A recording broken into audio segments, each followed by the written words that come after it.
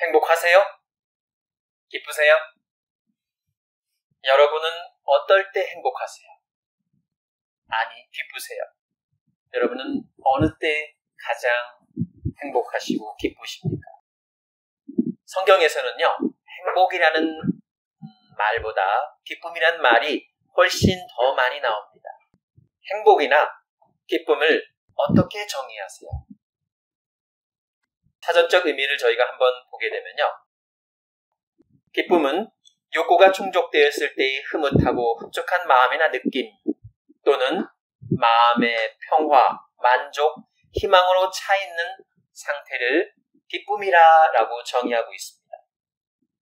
성경 개역개정 역본에서는 기쁨을 희락으로 번역하고 있고요. 희락은 기쁨과 즐거움 또는 즐거움과 기뻐함 그런 식으로 생각해 볼 수 있습니다.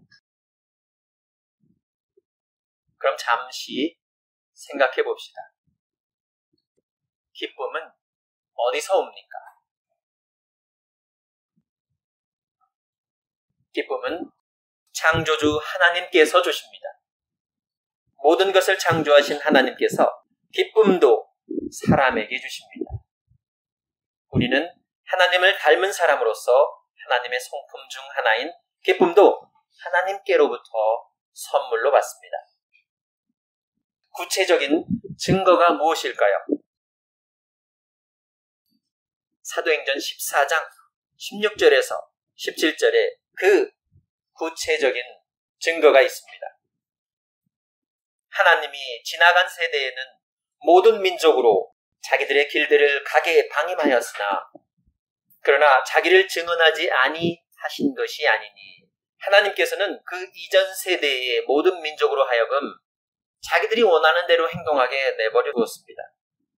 그럼에도 불구하고 하나님께서는 여전히 자기 자신을 증거하고 계셨습니다. 곧 여러분에게 하늘로부터 비를 내리시며 결실기를 주시는 선한 일을 하사 음식과 기쁨으로 여러분의 마음에 만족하게 하셨느니라. 쉽게 설명해보면요. 하나님께서는 자신을 증언하는 방법을 택하십니다. 그 증언하는 방법이 뭐냐면요. 비를 주시는 겁니다. 하늘로부터 비를 주시는 것입니다. 그 비를 받게 되면 우리가 어떻습니까? 우리가 결실을 맺습니다. 밭들이 비를 맞아서 자라서 포도도 나오고 또 복숭아도 나오고 배도 나오는 그러한 결실을 맺게 해주십니다. 그래서 하나님께서 그러한 선한 일을 하시어서 선한 일을 하는 것이 뭐라고 그랬습니까? 제가 비를 내리시는 것입니다. 그 선한 일을 하시어서 우리에게 음식을 주시고 우리에게 기쁨을 주시어서 우리들의 마음을 만족하게 해주십니다. 그것이 바로 하나님께서 우리들을 기쁘시게 하시는 증거입니다. 혹자 세상 사람들은 하나님이 어디 있냐라고 주장을 합니다. 그 가장 강력한 증거가 바로 비입니다. 불이라는 것이죠. 세상 사람들이 온 우주를 돌아다니면서 생명체가 있는지 찾고 있습니다. 찾는 방법 중에 하나는 행성에 혹은 혹성에 물이 있는가를 찾는 것입니다. 적어도 물이 있어야지 어떤 생명이 존재하지 않겠냐 하는 것이죠. 그래서 이 물이라는 것은 하나님께서 살아계시다는 증거입니다. 그리고 그 증거로서 우리 필요할 때, 이 땅이 필요할 때 비를 내려주심으로써 결실기를 주시고 선한 일을 하셔서 우리들에게 음식을 주시면서 우리를 기쁘게 하시고 만족하게 해주시는 것을 보게 됩니다. 성경에서는요, 마찬가지로 이 기쁨이 하나님의 선물, 즉 영적 은사라고 말하고 있습니다. 전도서 기자가 말합니다. 하나님은 그가 기뻐하시는 자에게는 지혜와 지식과 희락을 주시나 죄인에게는 노고를 주시고 그가 모아싸게 하사 하나님을 기뻐하는 자에게 그가 주게 하시지만 전도서 기자는 분명하게 지혜와 지식과 희락이 기쁨이 어디서 오는지 말하고 있습니다. 하나님께서 주신다라고 전도서는 분명히 얘기하고 있습니다. 또 오직 성령의 열매는 사랑과 희락과 화평과 오래 참음과 자비와 양선과 충성과 온유와 절제니 이 같은 것을 금지할 법이 없느니라 라고 성경은 말하고 있습니다. 예수 그리스도께서 승천하시어 하나님 아버지로부터 성령을 받으시고 그 성령을 그 믿는 자에게 부어주신 것을 보게 되는데요. 성령을 받은 사람들은 열매를 맺습니다. 바로 성령이 주시는 한없는 열매를 맺는데요. 그 열매는 무엇이냐면은 사랑과 희락과 화평과 오래 참음과 자비와 양선과 충성과 온유와 절제라고 얘기를 하고 있습니다. 사랑과 희락과 화평, 첫째, 세 번째 것은요. 우리 속에서 우러나와야 합니다. 사랑이라는 것, 기쁨이라는 것, 평안이라는 것이 우리 속에 있어야 합니다. 내가 진정으로 사랑하는 사람이 있습니다.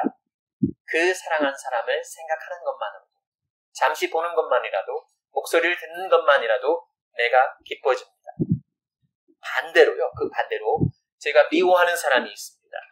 미워하는 사람이 있으면 그 사람 생각만 해도, 보기만 해도, 또한 목소리만 들어도 싫어집니다. 화가 나고 어떨 때는 슬퍼집니다.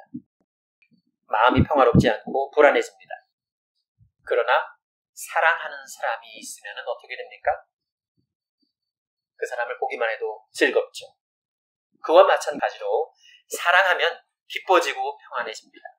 사랑하고 기뻐하십시오. 그것이 성령의 열매입니다. 사랑과 기쁨과 평안이죠. 이 덕목이 우리 속에 있을 때에는 하나님의 사람으로서 이웃 사람에게 우리들을 하나님의 사람으로 증거할 수 있습니다. 갈라디아서 5장 22절, 23절을 조금만 더 보시면요. 이렇게 설명하고 있습니다. 하데 칼포스 투 그뉴마토스 에스틴 아가페 카라 에이레네.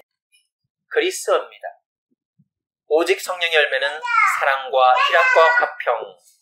표준 세번역으로는요. 그러나 성령의 열매는 사랑과 기쁨과 평화와 또 쉬운 말 성경으로 보면요. 그러나 성령의 인도에 따른 삶의 열매는 사랑과 기쁨과 평강과 헬라어 카라라는 단어를요. 희락으로 번역하고 있고요. 개역개정에서는 표준 세번역에서는 기쁨으로 쉬운 말 성경에서도 기쁨으로 번역하고 있습니다. 이 카라라는 말은 문자적으로 기쁨이고 즐거움이라는 뜻입니다. 원래는 카이로라는 기뻐하다라는 단어에서 유래했는데요. 또 다른 표현으로는 기쁨의 상태와 기쁨의 대상을 말하기도 합니다. 카라. 그래서 바울은 이렇게 설명하는데요. 데살로니가 전서 2장 20절에서 너희는 우리의 영광이요 우리의 기쁨이다라고 말합니다. 데살로니가 교회 사람들이 사도 바울의 영광이 되는 것이고 사도 바울의 기쁨이 되는 기쁨의 대상을 그렇게 카라라고 표현하기도 합니다. 또 한 가지 짚고 넘어갈 것은 쉬운 말 성경에서는 성령의 열매를 성령의 인도에 따른 삶의 열매로 풀어서 번역하고 있습니다. 바로 성령의 열매라는 것은 성령이 우리 속에 내주하면서 우리를 인도해 주면서 우리들의 삶 속에서 일어나는 열매인 것이죠. 그래서 우리 삶 속에서 일어나는 그 열매가 자연스럽게 드러나는 것입니다. 그것은 사랑과 희락과 화평과 오래 참음과 자비와 양선과 충성과 온유와 절제입니다. 기쁨은 하나님의 선물 즉 영적 은사인 것이죠. 또 사도 바울은 설명합니다. 하나님의 나라는 먹고 마시는 것이 아니요 오직 성령 안에 있는 의와 평강과 희락이라고 말하고 있습니다. 로마서 14장 17절이죠. 하나님의 나라라는 것이 의가 가득한 것이고 평강이 있어야 되고 희락이 있어야 합니다. 그건 무슨 말이냐면은 우리가 함께 모였을 때 의로워야 되고 함께 모였을 때 평안해야 되며 기뻐해야 합니다. 그것이 교회의 모습입니다. 교회는 함께 모였을 때 의롭고 평화스럽고 기쁩니다. 그렇기 때문에 성경에서는 분명히 기쁨이 하나님의 선물이라고 증언하고 있습니다. 이러한 기쁨은 어떻게 얻어집니까? 기쁨은 하나님의 말씀을 배움으로써 얻어질 수 있습니다. 여러분이 말씀을 외우신 적이 있습니까? 여호와는 나의 목자시니 내가 부족함이 없으리로다. 그 말씀을 늘 상고하시면서 여호와께서 어떻게 나의 목자시고 내가 부족한 것이 없는지 늘 주야로 상고할 때에 그 말씀을 통해서 기쁨을 얻을 수 있습니다. 또한 기쁨은 어떻게 얻어집니까? 예배를 통해서도 얻어집니다. 이렇게 함께 모였을 때 내 마음을 하나님께 드림으로써 예배를 통해서 얻어질 수 있고요. 기도하는 가운데 얻어질 수 있고, 성도의 교제를 통해서 서로 나누고 또한 서로 기뻐하는 것을 함께함으로써 기쁨을 얻을 수 있습니다. 또한 예수 그리스도로부터 기쁨을 얻을 수 있습니다. 예수 그리스도께서 이 땅에 오셨을 때 많은 사람들을 고쳐주시고 사람들은 너무나 기뻐한 것을 보게 됩니다. 궁극적으로 우리는 어떻게 기쁨을 얻을 수 있냐면은 하나님을 기쁘게 해드림으로써 우리는 기쁨을 얻을 수 있습니다. 하나님을 어떻게 기쁘게 해드리느냐고요? 하나님께 온전히 순종함으로써, 하나님을 두려워하는 마음으로, 경건한 마음으로 섬김으로써, 또 하나님을 이렇게 다 함께 찬송함으로써 의롭고 선한 말의 열매를 통해서 우리의 선한 행실로 하나님을 기쁘게 해드릴 수 있습니다. 여러분은 하나님을 기쁘게 해드리는 사람들입니까? 성경에서 말하는 기쁨의 성경적 의미 범위는 상당히 넓습니다. 그 의미의 범위를 보면요, 이렇습니다. 육체적으로 우리가 느끼는 기쁨을 얻을 수 있는 것을 보게 되고요. 일시적인 기쁨도 있고 어리석인 기쁨도 있고 또한 최후에 누릴 기쁨도 있고 장래에 얻을 기쁨도 있는 것을 보게 됩니다. 그러나 세상의 많은 사람들이 이러한 다양한 폭의 성경적 기쁨을 누리지 못하고 있습니다. 전도서 9장 7절 그리고 9절입니다. 너는 가서 기쁨으로 내 음식물을 먹고 즐거운 마음으로 내 포도주를 마실지어다. 이는 하나님이 내게 하는 일들을 벌써 기쁘게 받으셨습니다. 여러분께서 기쁨으로 여러분 밥상에 놓인 음식물을 먹고 즐거운 마음으로 여러분의 음료수를 마신다면은 그것이 바로 하나님께서 여러분을 기쁘게 받으셨다는 뜻입니다. 여러분이 먹을 것이 있고 마실 것이 있으면 그것은 벌써 하나님께서 여러분께서 하시는 일들을 기뻐하신다는 일이기도 하고요. 또 한 가지 9절에서는요. 내가 사랑하는 아내와 함께 즐겁게 살지어다. 그것이 내가 평생의 해 아래에서 수고하고 얻은 내 몫이니라. 내 아내와 혹은 내 남편과 즐겁게 사는 것, 싸우지 않고 원망하지 않고 서로 시기하고 질투하지 않고 즐겁게 사는 것, 바로 아내와 함께 즐겁게 사는 것이 하나님께서 우리들에게 주신 몫입니다. 남편과 함께 즐겁게 사는 것이 하나님께서 여러분에게 주신 몫입니다. 그 몫을 놓치지 말고 즐기십시오. 그러나 세상의 많은 사람들은 이러한 성경적 기쁨을 제대로 느끼지 못하고 있습니다. 또 한 가지 성경적 기쁨은 말씀을 받았을 때 즐거울 때의 성경적 기쁨도 있고요. 또 실제적으로 하나님의 말씀을 증거하면서 기쁨을 얻기도 합니다. 사도행전 20장 24절에서 사도 바울은 이렇게 말하고 있습니다. 내가 달려갈 길과 주 예수께 받은 사명, 곧 하나님의 은혜의 복음을 증언하는 일을 마치려 하면은 나의 생명조차 조금도 귀한 것으로 여기지 아니하노라.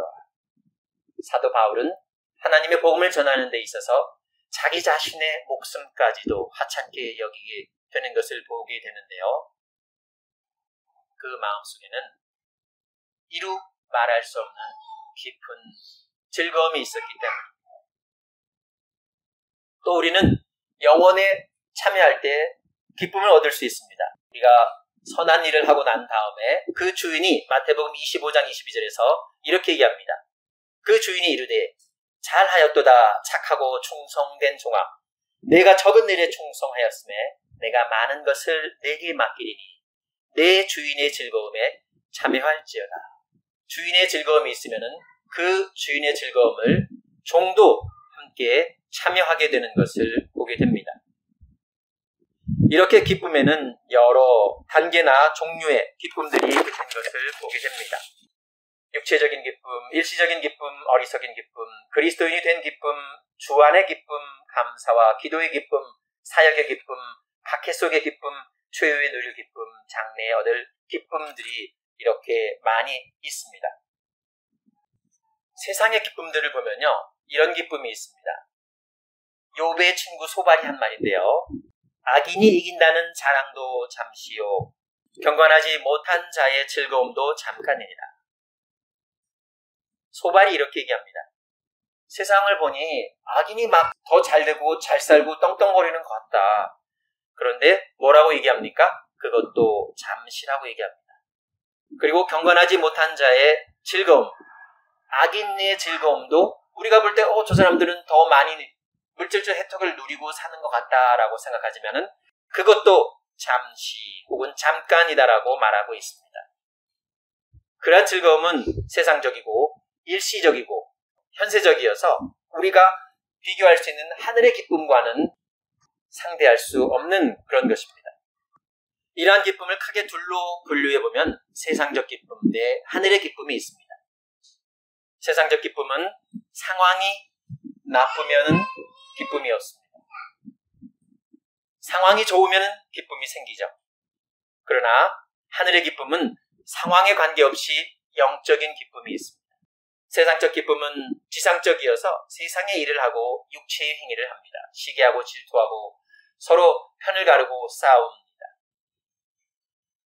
하늘의 기쁨은 천상적이어서 천국의 일을 하고 성령의 열매를 맺습니다. 세상적 기쁨은 인간적이어서 사랑이나 결혼이나 자녀 탄생이나 결실, 승리 등으로 기쁨을 얻을 수 있습니다. 그것이 또한 하나님께서 주신 것이기도 해서 기뻐할 수 있습니다. 세상적 기쁨은 일시적이어서 처지나 환경에 따라 기쁨이 오고 갑니다. 그러나 하늘의 기쁨은 영원한 기쁨이어서 처지와 환경에 관계없이 기쁨이 영원히 지속되는 것을 볼 수 있습니다. 구약에서는 하나님을 진정으로 예배할 때 기쁨이 넘쳤습니다. 주께서 생명의 길을 내게 보이시리니 주의 앞에는 충만한 기쁨이 있고 주의 오른쪽에는 영원한 즐거움이 있나이다. 주의 앞에 충만한 기쁨과 오른쪽에 영원한 즐거움이 있습니다. 주께로 갈 때에 그 충만한 기쁨과 영원한 즐거움을 느끼실 수 있습니다. 그리고 의인들아 너 여호와를 기뻐하며 즐거워할지어다. 마음이 정직한 너희들이 다 즐거워 외칠지어다 라고 말합니다. 또한 온 백성이 심지어는 한 도시가 모두 하나님께 예배를 드릴 때에 그 도시가 기쁨으로 가득 찬 것을 봅니다. 예루살렘에 큰 기쁨이 있었으니 이스라엘 왕 다윗의 아들 솔로몬 때부터 이러한 기쁨이 예루살렘에 없었더라. 역대하 30장 26절에 있는 말씀입니다. 또한 신약을 통해서 보면요, 예수 그리스도의 삶에는 기쁨이 있었습니다. 어떤 사람들이 묻습니다. 세례자 요한은 와서 먹지도 않고 사람들에게 경계를 주는 그런 말씀을 해주었는데요. 어째서 선생님께서는 이렇게 잔치에 찾아다니면서 먹고 즐기십니까? 먹고 마십니까? 라고 하는 질문에 예수님께서는 이렇게 대답하시지 않습니까? 결혼하는 신랑이 어떻게 굶을 수 있겠느냐? 먹고 마시고 즐거워해야 하지 않겠느냐? 라고 대답하지 않습니까? 예수 그리스도는 신랑이십니다. 성경에서는 그렇게 묘사하고 있고요. 또한 우리들 교회는 신부입니다. 거룩하게 그 신랑을 맞는 신부의 모습은 어떻습니까? 정결하게 자신을 가꾸는 그러한 모습 속에서 신랑을 기쁘게 해드리는 역할을 합니다. 그때 예수께서 성령으로 기뻐하시니 예수님께서도 마찬가지로 성령으로 인하여 기쁨을 받으십니다. 그때 예수께서 성령으로 기뻐하시니 이르시되 천지의 주제이신 아버지여 이것을 지혜롭고 슬기 있는 자들에게 숨기시고 어린 아이들에게는 나타내심을 감사하나이다. 옳소이다. 이렇게 된 것이 아버지의 뜻이니이다. 또한 예수의 가르침에는 기쁨이 있습니다. 의를 위하여 박해를 받는 자는 복이 있나니 천국이 그들이 것임이로다. 나로 말미암아 너희를 욕하고 박해하고 거짓으로 너희를 거슬려 모든 악한 말을 할 때에는 너희에게 복이 있나니 기뻐하고 즐거워하라. 하늘에서 너희의 상이 큼이라. 너희 전에 있던 선지자들도 이같이 박해하였느니라. 예수님께서 산상수훈 마태복음 5장 10, 11, 12절에서 이렇게 말씀하십니다.